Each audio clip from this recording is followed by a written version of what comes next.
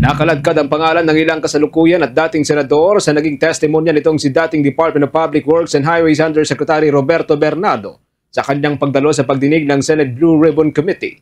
Bahagi ng naturang testimonya ang umano'y pagkakasangkot ng mga naturang mambabatas sa porsyentuhan sa mga public infrastructure project at iba't ibang bahagi o ituhoy sa iba't ibang bahagi ng ating bansa. Kabilang dito ang pangalan ni dating Senator Nancy Binay na ngayon ay alkalde ng Makati City, Senator Sani Angara na ngayon ay kalihim ng Department of Education, dating Senator Bong Revilla at dating Senate President Chis Escudero. Batay sa salaysay ng dating Department of Public Works and Highways Undersecretary, nakilala niya si dating Senate President Chis Escudero sa pamagitan ng isang common acquaintance na si Maynard Ngu. Itong si Ngu, mga kabombo, ay kanya umunong matalik na kaibigan. Siya rin ay kaibigan at campaign contributor nitong si dating Senate President. Ayon kay Bernardo, humingi sa kanya itong si Ngu ng listahan ng mga proyekto kung saan ilan sa mga ito ay napabilang sa mga naprobahang proyekto sa ilalim ng General Appropriations Act. Dahil dito ay tinanong umano niya si Ngu kung ano ang magiging kalakaran hanggang sa napagkasunduan ang 20%. Matapos ito, nag-deliver umano siya ng hanggang sa 160 million pesos o yan po'y katumbas ng 20% na mahigit 800 million pesos para yan kay Ngu. Ang naturang halaga ay ibibigay daw sana kay Senate President Chis Escudero. I shall mention my personal knowledge regarding Senator Chis Escudero. Maynard Ngu and I are close friends. He is also a close friend and campaign contributor of Senator Chis Escudero. Maynard Ngu asked me to submit a list of projects. I personally submitted a list of projects to Maynard Ngu, and some of the items therein pertaining to Valenzuela and Marinduque projects were subsequently included in the General Appropriations Act. When I gave him the list and in relation to the commitment, I asked him, "Boss, paano to?" Maynard replied, "Bahala ka na." I asked, "Boss, okay na ba ang 20%? Maynard said, "Okay." After inclusion of the projects in the GAA, I delivered 20% of approximately 800 million or about 160 million to Maynard Ngu, which was meant for Senator.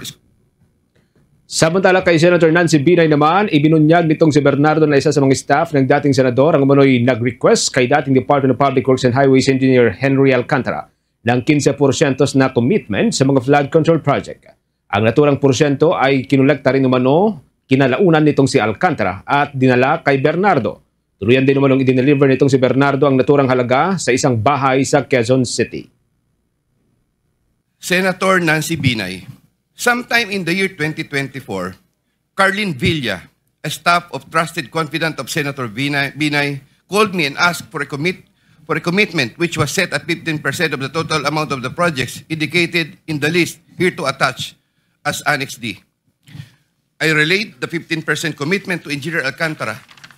Engineer Alcantara collected 15% commitment or about 37 million, which was turned over to me and which I then delivered to Senator Binay at a house in Quezon City. Bahagi po yan mga kaumbo ng testimonya pa rin itong si Bernardo, pero kanina ay sinusubukan po ng Bombo Radio Philippines na kuhanan ng pahayag. Itong si Senator Nancy Binay, kaugnay pa rin po dito pero hindi pa po naglalabas ng opisyal na statement ang dati kong senador, ngayon po yung alkalde ng Makati City. Sa pagkakabanggit naman sa pangalan nila dating Senator Sani Angara na ngayon ay kalihim ng Department of Education at dating Senator Bong Revilla, tinukoy ni Bernardo ang papel nitong si dating Department of Education Undersecretary Trigiv Olayvar. Pero hanggang sa mabanggit lamang po ang pangalan nitong si Secretary Angara, maliban ho dito wala ng ibang mga impormasyon na tinukoy nitong si dating Department of Public Works and Highways Undersecretary Bernardo. Si Olayvar, mga kabombo, kung babalikan, ay dati hong nagtrabaho kina Senator Angara at dating Senator Bong Revilla bago ho siya na italaga sa Department of Education. Noong 2010 anya, ang unang pagkakataon na nakaharap niya itong si Olayvar, kung saan nagtatrabaho pa siya kay Revilla noon, hanggang sa kinalaunan ay lumipat sa opisina nitong si Angara. Dito na po natapos ito hong pagkakakaladkad sa pangalan ng kasalukuyang kalihim ng Department of Education. Noong pong 2024, humingi raw itong si Olayvar ng listahan ng mga public infra projects sa ilalim po ng unprogrammed funds o itong unprogrammed appropriations para sa Office of the Executive Secretary. Dito po hiningi umano nitong si Bernardo ang tulong nitong si Engineer Alcantara At kinalaunan ay nagsumite rin itong si Alcantara ng listahan nitong mga proyekto na nagkakahalaga ng hanggang sa 2.85 billion pesos. Ayon kay Bernardo, humingi umano ang Department of Education official ng hanggang sa 15% na commitment sa naturang mga proyekto at kinalaunan napunduhan ng mga naturang proyekto. Dagdag pa ni Undersecretary Bernardo, minsan ay siya mismo ang nagde-deliver sa porsyento o kung minsan naman, ipinapa-deliver na lamang niya ang naturang pera. Yusek Trigive Olaybar of DepEd. Yusek Trigive Olaybar used to work for Senator Ramon Bong Revilla and Senator Sani Angara before his appointment as Yusek for the Department of Education. Sometime 2010, I met for the first time Yusek Olaybar, who was then working in the office of Senator Bong Revilla. Later, I learned that he transferred to the office of Senator Edgardo Angara and then later to Senator Sani Angara.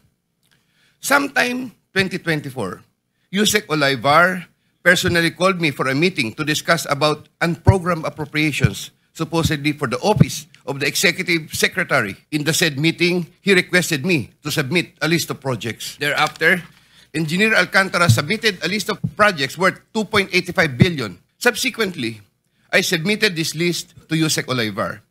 Yusek Olaybar told me that the commitment is 15%. Thereafter, the DPWH received a special allotment release order for 2.85 billion. Engineer Alcantara, from time to time, would collect and deliver the agreed 15% commitment to me, which I delivered or caused to be delivered to Yusek Olaybar in Magallanes, Makati, and other places. Kanina mga kabumbo ay naglabas na rin po ng statement ang Office of the Executive Secretary at pinabulaanan itong pagkakalagkad ng naturang opisina. Samantala, sa pagkakadawit naman ng pangalan nitong si dating Senator Revilla, binalikan nitong si Bernardo ang una nilang pag-uusap umano noong 2024, kung saan ay ibinigay umano niya sa senador ang listahan naman ng ilan pang mga public infrastructure project. Napagkasunduan umano ng dalawa na ang commitment sa mga naturang proyekto ay 25% ng kabuang halaga nitong mga proyekto. Sa kabuuan, nakapag-deliver umano siya kay Revilla ng mahigit sa 125 million pesos bilang porsyento ng senador. Senator Ramon Bong Revilla. Sometime in the year 2024, Senator Revilla and I met where I gave him a list of projects given to me by Engineer Alcantara. Senator Revilla asked for a commitment, which I suggested. Then he approved at 25% of the total amount. I relayed the 25% commitment to Engineer Alcantara and told him that Senator Revilla will appreciate additional contributions for his senatorial re-election bid. Engineer Alcantara collected the 25% commitment, or about 125 million, which was turned over to me and then delivered to Senator Revilla in his house in Cavite. Ayon pa kay Bernardo, nakahanda pa siyang magsumite ng karagdagang affidavit o ito yung supplemental affidavit kung kinakailangan upang masuportahan ang lahat ng mga sensitibong impormasyon kalahip po ng kanyang testimonya. Given the complexities of the transactions and personalities involved, I humbly reserve the right to submit a supplementary affidavit if warranted in the premises.